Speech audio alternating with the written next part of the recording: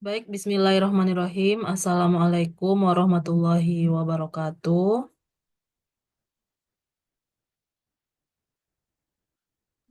Waalaikumsalam warahmatullahi wabarakatuh. Selamat malam, Bu. Selamat malam Anda semua. Mohon maaf kita ganti menjadi Zoom meeting ya. Kita bahas statistika ekologi untuk pertemuan via Zoom meeting kali ini. Dan nanti akan ada tugas individu. Apakah bisa terbaca, Nanda, Bisa, materinya? Bu. Oke.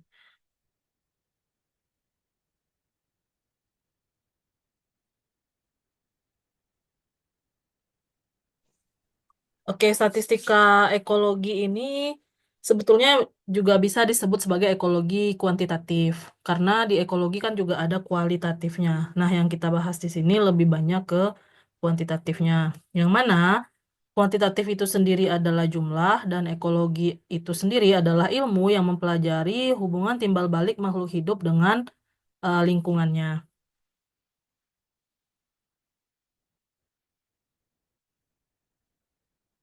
Dan sebagaimana kita tahu, Ananda, populasi dalam statistik ini merupakan totalitas semua kemungkinan dari hasil pengukuran, baik itu kualitatif ataupun kuantitatif. Dan yang dipelajari dalam ekologi tentunya hubungan timbal balik antara organisme atau sekelompok organisme dengan lingkungannya secara alamiah melalui suatu tatanan yang disebut ekosistem. Ini kan sudah Ananda pelajari waktu di sekolah menengah itu di biologi ya. Nah, di sini ada ruang lingkup ekologi, Ananda. Ada protoplasma, sel, jaringan, sistem organ, ekosistem, organisme, populasi, dan kemudian komunitas dan biosfer. Nah, dalam ekologi sendiri, populasi ini lebih cenderung didefinisikan sebagai kelompok tiap macam organisme atau kelompok individu dari suatu jenis yang mendiami suatu daerah tertentu.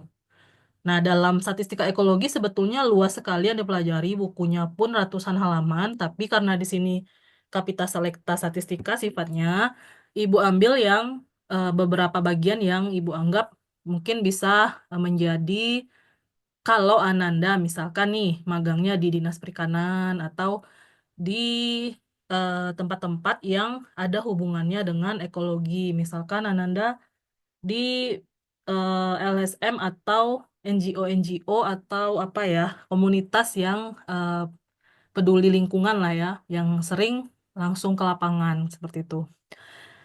Nah, di sini banyak ya yang dipelajari harusnya, tapi Ibu skip aja ini. Yang pertama itu ada pertumbuhan populasi dalam lingkungan yang tidak terbatas, kemudian pertumbuhan populasi dalam lingkungan terbatas, model-model pertumbuhan, tabel kehidupan atau life table, kemudian hubungan timbal balik antara populasi makhluk hidup dengan berbagai modelnya. Dan tentunya bagi Ananda semua di sini yang sudah pernah mengambil apa namanya aktuaria, kalau life table ini tidak asing lagi. Jadi ini Ibu skip ya life table-nya. Ibu asumsikan Ananda yang sudah mengambil aktuaria sudah mendapatkan ini. Jadi ini tidak akan Ibu jelaskan karena kalau dijelaskan pasti waktunya tidak cukup. Oke, kita masuk dulu ke bagian pertama.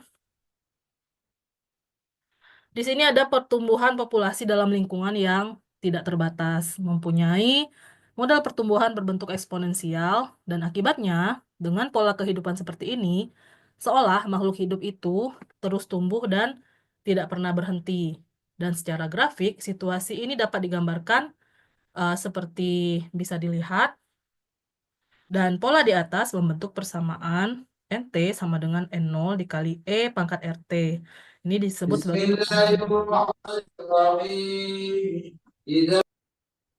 Dan dengan N0 itu banyaknya individu atau ukuran populasi pada waktu awal, pada T0 atau T awal. Kemudian NT itu ukuran populasi pada waktu T.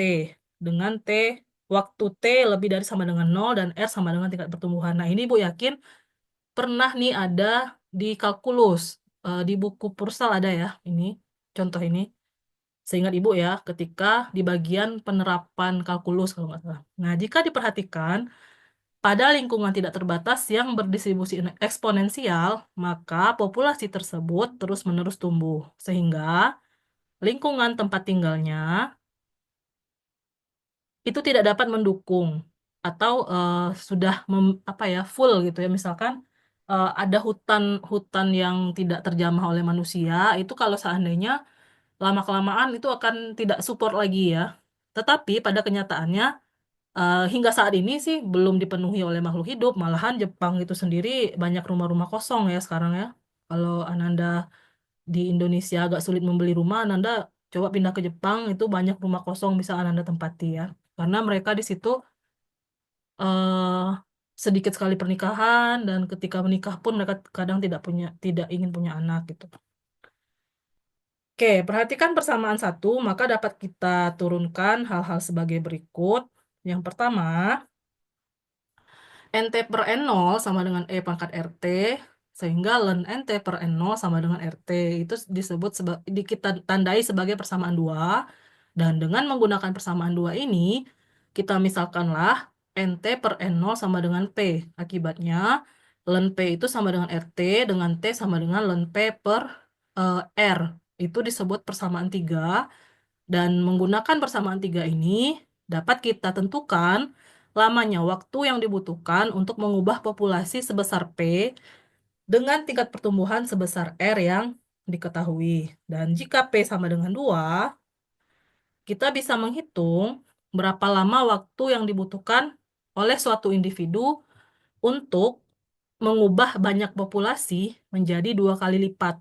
Dan waktu yang dibutuhkannya disebut double time atau waktu penggandaan dengan formulasi T sama dengan ln 2 per R sama dengan 0,6931 per R. Dan jika P sama dengan 3 atau populasi berubah menjadi 3 kali, maka waktu yang dibutuhkan disebut triple time ya. Selanjutnya, jika populasi berubah menjadi setengahnya atau P sama dengan 0,5, maka waktu yang dibutuhkannya disebut half time atau waktu paruh atau half life. Oke, sampai sini untuk populasi apakah ada pertanyaan?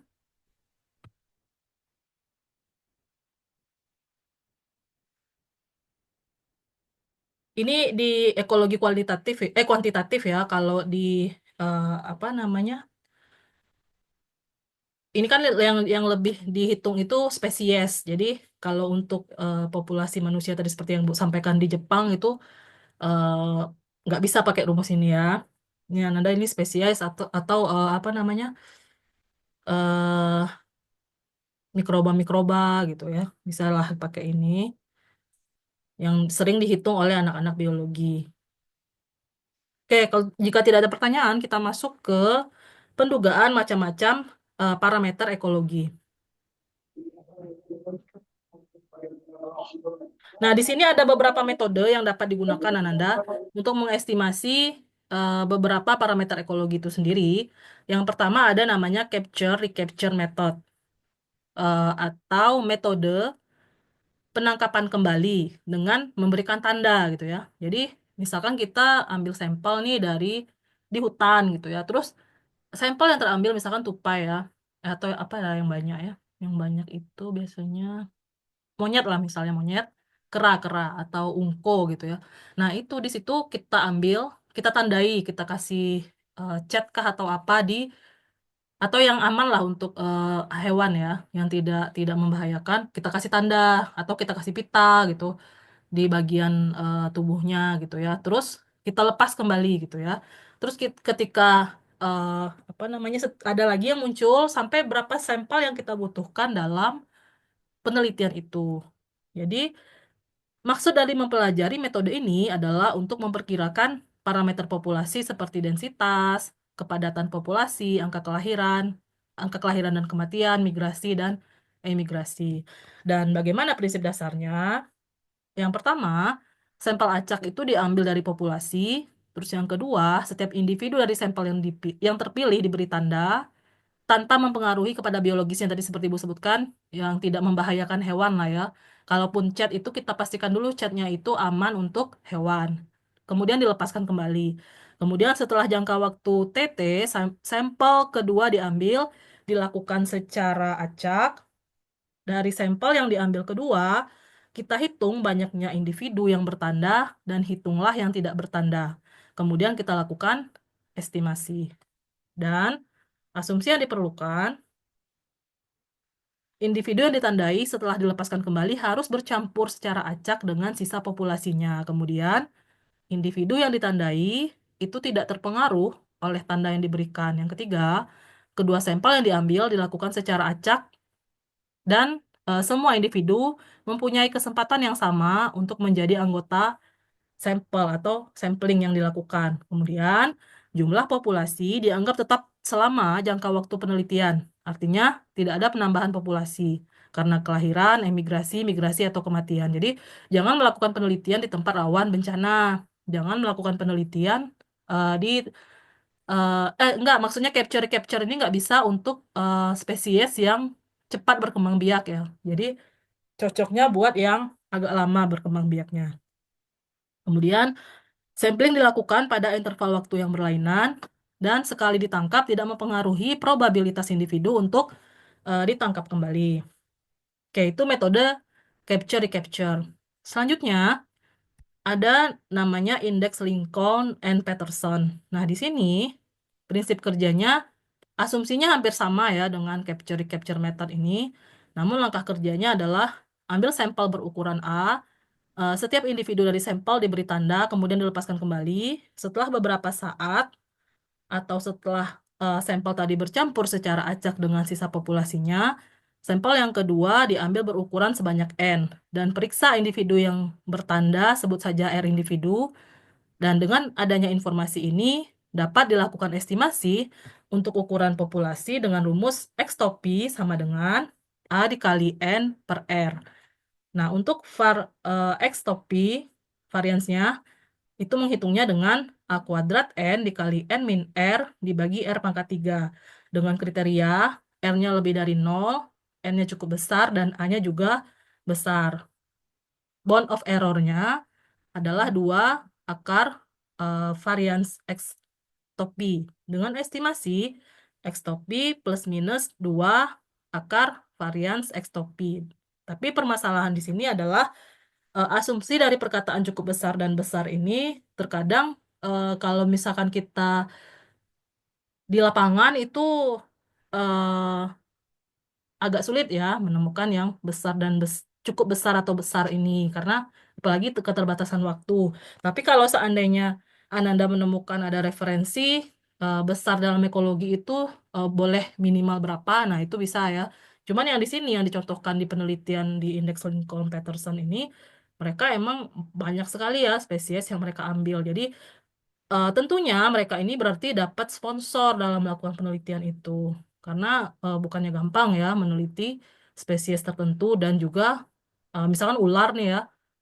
Nah, besar kan susah kalau misalkan kita mau tertentu. Tapi kalau seandainya ular keseluruhan mungkin bisa. Nah, itu juga menjadi kendala dalam indeks Lincoln and Peterson ini. Nah, tahun 1951 Barley telah memberikan rumus lainnya untuk modifikasi parameter. Apabila jumlah penangkapan dianggap kecil, nah caranya adalah dengan ekstopi aksen sama dengan A dikali N-1 per R plus 1. Dan varians ekstopi sama dengan A kuadrat dikali N plus 1 dikali N min R dibagi R plus 1 kuadrat dikali R plus 2. Contoh, suatu penelitian ekologi ingin mengetahui berapa banyaknya populasi anjing laut di Alaska. Dan hal ini dilakukan karena punya kekhawatiran bahwa populasi anjing laut telah berkurang. Mula-mula diambil sampel secara acak sebanyak 200 ekor anjing laut dan semua anjing laut diberi tanda, lalu dilepaskan kembali ke habitatnya. Dan selang 1 bulan ditangkap kembali 100 ekor. Kemudian 40 ekor diantaranya bertanda. Dengan adanya data tadi, si peneliti dapat mengestimasi populasi anjing laut dengan rumus X-topi sama dengan A dikali N per R. 200 kali 100 per 40 sama dengan 500. Dan varians X-topi sama dengan A kuadrat N kali N min R per R pangkat 3. Itu diperolehlah 3.750. Dengan X-topi plus minus 2 kali var X-topi sama dengan 500 plus minus 2 kali akar 3750 sama dengan 500 plus minus 122,4745. Dan indeks Lincoln ini menggunakan metode sampling direct ya. Nah, selanjutnya ada lagi yang namanya metode inverse sampling atau sampling tidak langsung. Digunakan untuk menaksir ukuran populasi jika pada pengambilan sampel acak yang kedua dilakukan lebih dari satu kali dengan syarat sampel yang telah diberi tanda pada penangkapan selanjutnya harus tertangkap sebanyak M ekor dan ini sudah ditentukan dulu di awal ya. Perbedaannya dengan yang sebelumnya ya. Kemudian estimasi untuk populasinya X topik inverse sama dengan N dikali A min 1 per M min 1. Dan var X topi INV ini sama dengan A min M plus 1 dikali X topi plus 1 dikali X topi min A per M kali A plus 2. Dengan bound of error-nya 2 akar var X topi INV. Untuk M lebih dari 0. Nah, selanjutnya ada lagi metode yang namanya metode garis potong lintang yang biasa disebut sebagai metode transect.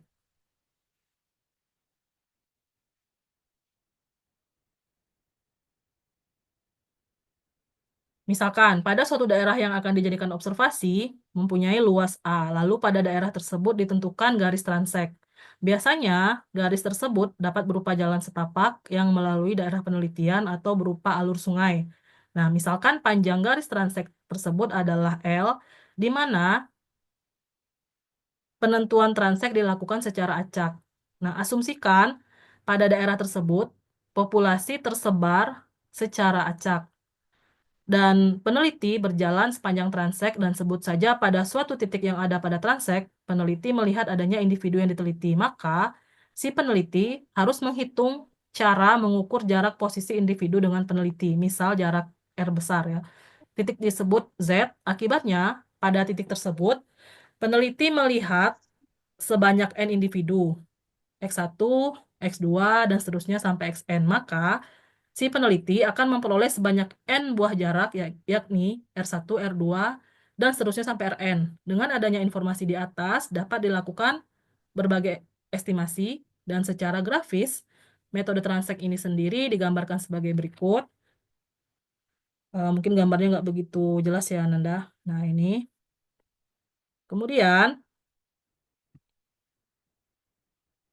dengan penelitian ini, dapat kita lihat ukuran atau jumlah populasi yang ada pada daerah A dalam bentuk taksirannya adalah N topi, N besar topi ya, sama dengan N dikali 2N-1 dikali A per 2L sigma I sama dengan 1 sampai N RI dengan N adalah banyak individu yang terlihat dan diukur jarak-jaraknya. Kemudian ini biasanya dengan teodolit. Kemudian L itu panjang transek, A sama dengan luas daerah penelitian, dan RI sama dengan jarak individu ke I dengan si peneliti. Nah, yang kedua, variasi dari total populasi VN topi, N besar topi, VN besar topi sama dengan N per 2L per A dikali lambda dikali 3N min 2 per 2 dikali N min 1 dikali 2L per A kali lambda min 1 dengan lambdanya adalah 2N min 1 per sigma I sama dengan 1 sampai N RI. Nah, kemudian interval taksiran itu adalah N topi, N besar topi plus minus. Ini dua, ini pembulatan dari 1,96 ya, dari tabel Z. Akar var N topi. Misal, pada daerah seluas 1000 meter persegi ingin diketahui adanya burung X. Peneliti menentukan garis transek atau jalan setapak pematang dan diambil sepanjang 50 meter. Hasil observasi memperlihatkan ada 12 ekor burung dan jumlah jarak untuk keseluruhannya ada 118 meter. Dan berdasarkan informasi tersebut, ingin diketahui yang pertama, estimasi populasi termasuk juga statistiknya, kemudian densitas dari populasi. Maka ini bisa kita hitung dengan rumus-rumus yang tadi. N besar topi sama dengan N dikali 2N min 1 dikali A per 2L sigma RI sama dengan 12 dikali 2 kali 12 min 1 dikali 1000 per 2 kali 50 kali 118. Maka diperolehlah 23,3898. Ini kita bulatin ke bawah, jadi 23 ekor ya. Kemudian lambda sama dengan 2N-1 per sigma RI sama dengan 2 kali 12 min 1 per 118 diperolehlah 0,1949. Dengan variasi atau varians dari N besar topi tadi adalah N per 2L per A kali lambda dikali 3N-2 per 2 kali N-1 dikali 2L per A kali L min 1.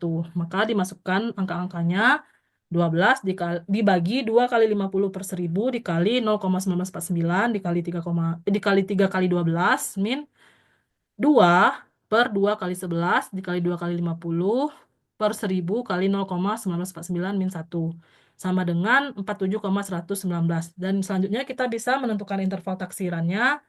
Populasi itu berada di interval ini. N besar topi plus minus 2 akar var N besar topi. Maka N besar topinya adalah 23,3898 plus minus 13,7286 ya. Boleh Anda ubah jadi bentuk interval di sini. Jadi N besar topinya adalah berapa tuh? 23,3898 dikurangi 13,7286 lebih dari itu ya dan kurang dari berapa nih kalau jumlahin? 46 36 ya. 37 nih ya. Karena 0,3898 tambah 0,7286 itu dapatnya 1.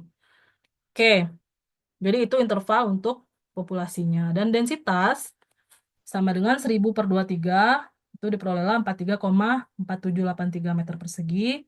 23 per 1000 kali 100 sama dengan 2,3. Pada jarak 100 meter diharapkan ada 2 burung. Itu kesimpulannya, Nanda. Sampai sini ada pertanyaan?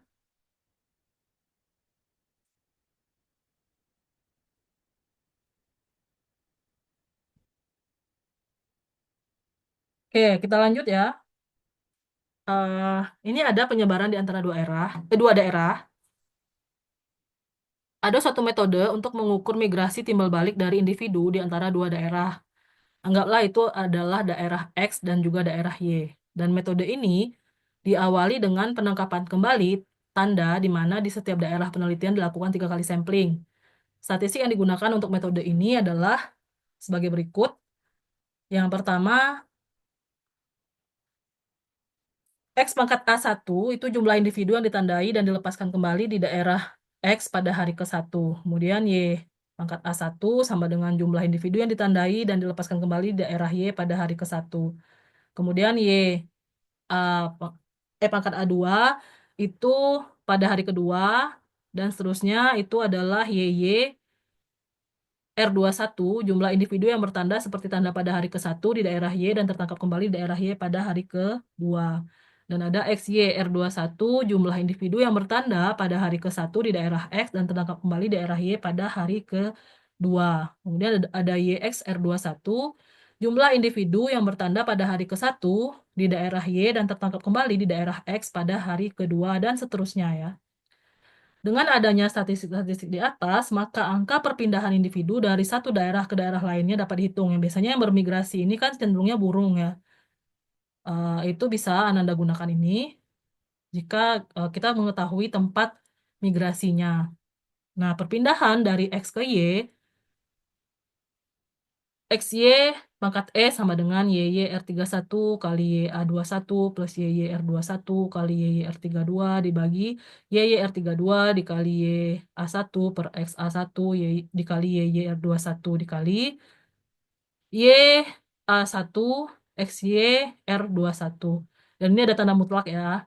Kemudian YX pangkat E sama dengan, kalau yang pertama itu XY pangkat E, yang kedua YX pangkat E ya. Bisa Anda lihat rumusnya mirip-mirip, tapi sebenarnya posisi Y dan X-nya dibalik. Nah, jika ukuran populasi di masing-masing daerah telah diperkirakan sebelumnya dengan menggunakan metode penangkapan kembali tanda. Misal pada daerah X, XPI, dan daerah Y, YPI, maka jumlah individu yang pindah per harinya dari satu daerah ke daerah lainnya dapat kita hitung X ke Y, XY pangkat E sama dengan XP1 dikali XY pangkat E. Bisa diganti PI ya. Y ke X, YX pangkat E sama dengan YPI, YXE. Contoh, dua orang peneliti ekologi A dan B ingin mengetahui populasi sejenis serangga tertentu pada dua ladang yang berbeda. A meneliti di ladang kol daun dan B di ladang kol bunga. Nah, kedua peneliti menggunakan metode penangkapan kembali tanda dan hasil tangkapan adalah sebagai berikut. Hari ke-1, A menangkap 150 ekor, maka itu adalah XA1. B menangkap 175 ekor, itu adalah YA1. Setelah diberi tanda, semua individu dilepas kembali. A memberi tanda merah satu kali, B memberi tanda kuning satu kali. Dan hari kedua, A menangkap 170 ekor, diantaranya 70 ekor bertanda merah, ini adalah XXR21. Kemudian 30 ekor bertanda kuning, sisanya diberi tanda merah dua kali. Kemudian sisa semuanya dilepas.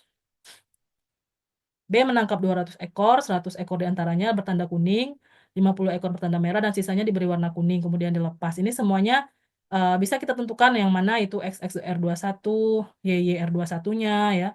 Kemudian YA2.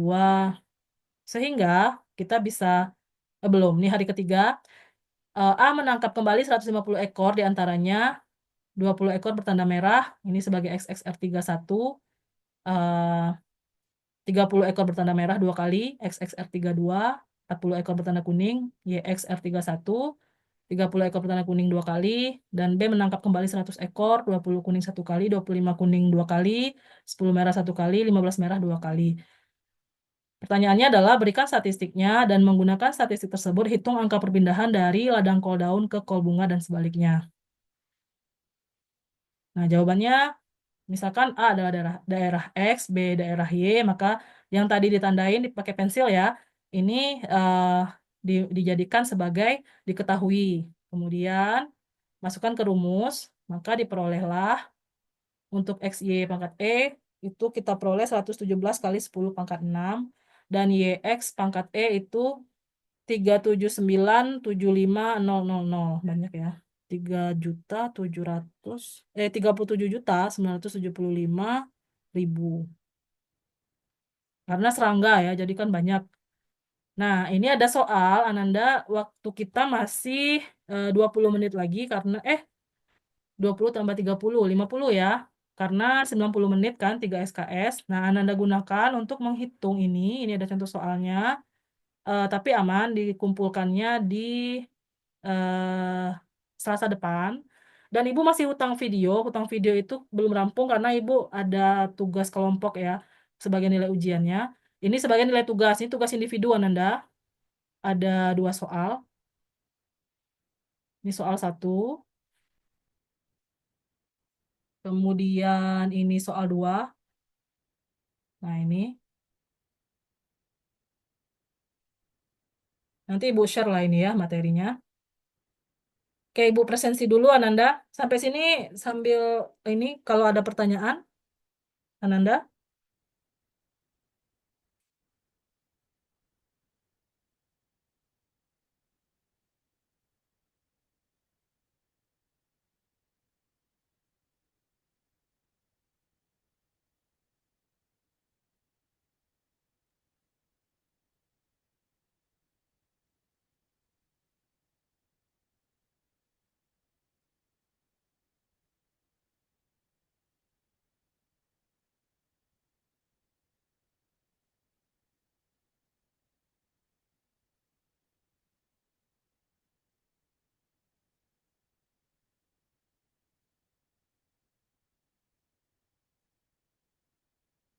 David ada David.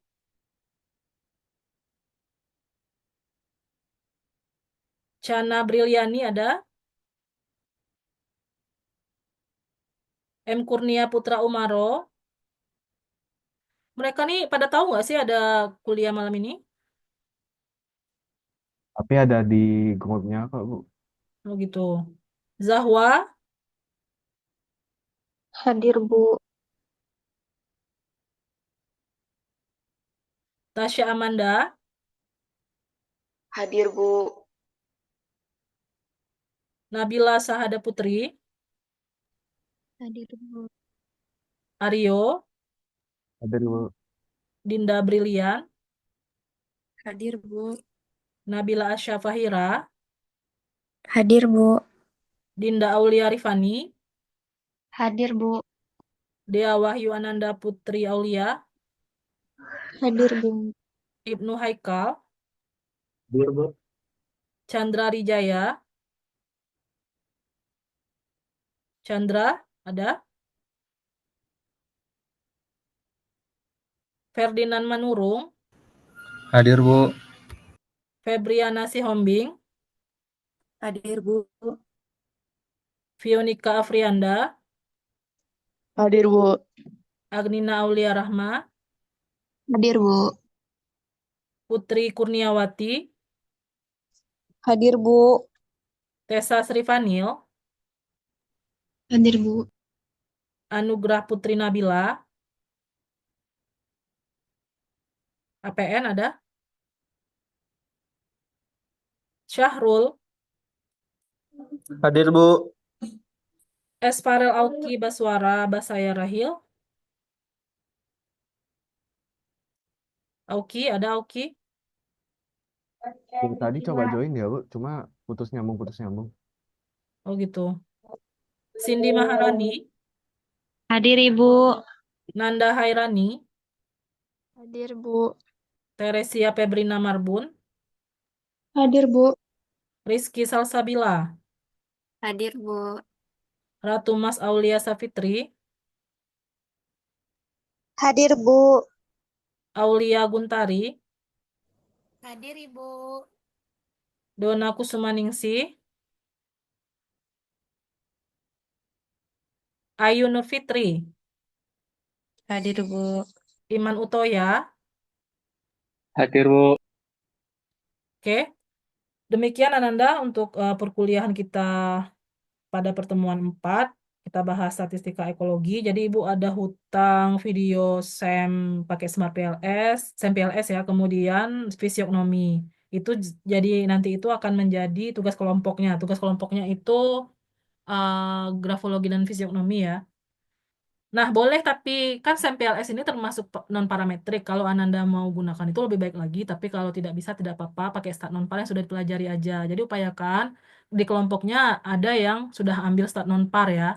Karena eh, pilih salah satu uji yang ada di statistika non-parametrik. Kalau misalkan di kelompoknya tidak ada, cengan sama kelompok lain yang ada eh, temennya yang udah ngambil stat non-par. Karena kan behavioral statistik itu sendiri, itu sebenarnya di dalamnya statistika non-parametrik.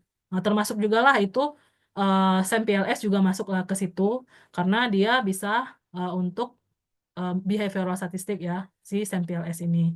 Namun kalau seandainya belum, setidaknya Anda bisalah membuat model apa namanya analisis jalur di Smart PLS ya, di software Smart PLS. Mudah-mudahan minggu depan bisa kita ini cobakan langsung. Nanti akan Ibu berikan videonya juga. Dan juga Ananda minggu depan itu tugas kelompoknya Ananda presentasi. Jadi untuk yang machine learning pakai JASP terpaksa Ibu videokan juga materinya karena minggu depan diisi dengan presentasi kelompok dan penggunaan software Smart PLS. Oke, sampai sini apakah ada yang mau ditanyakan? Ini tugas individu ya, sekali lagi ada 2 soal. Ini dikumpul Selasa depan offline. Insya Allah offline ya, mudah-mudahan nggak ada gangguan. Ada pertanyaan Ananda? Ini ini sekaligus mengisi jam yang kurang malam ini. Masih kurang 50 menit lagi. Ini baru 40 menit. Jadi digunakan untuk menjawab soal ini. Menggunakan rumus ini. Dan contoh soalnya ini ya. Gampang lah Nanda. Cincel lah Nanda ini ya. Nih, kayak gini ya Nanda. Contohnya. Oke, ada pertanyaan sampai sini? Nanti Ibu berikan ini materi di grup ya. Untuk pengerjaannya bolehlah di kertas binder, yang penting dikerjakan. Tugas kelompok menyusul, segera menyusul. Mudah-mudahan bisa secepatnya lah, videonya belum rampung masih karena ada beberapa video kan. Maunya Ibu share sekalian gitu. Ada yang mau disampaikan sebelum ditutup?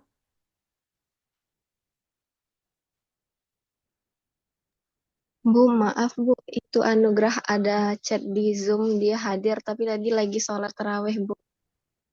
Oh masih ya, padahal di dekat rumah Ibu sudah ini loh, sudah tadarusan loh. Iya, baru selesai dia bilang Bu. Oh berarti ini apa namanya pelan gitu ya. Ayatnya panjang-panjang berarti ya. APN masih ini tarawih ya. Tarawih di masjid atau tarawih sendiri? Di masjid Bu. Oh gitu, berarti panjang-panjang tuh ayatnya ya.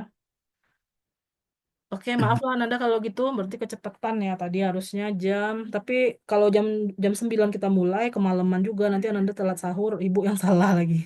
Ibu yang dosa maksudnya. Oke, ada lagi pertanyaan yang mau disampaikan maksudnya? Maaf Bu, David hadir Bu. Oh, David hadir ya. Tadi nggak nyaut.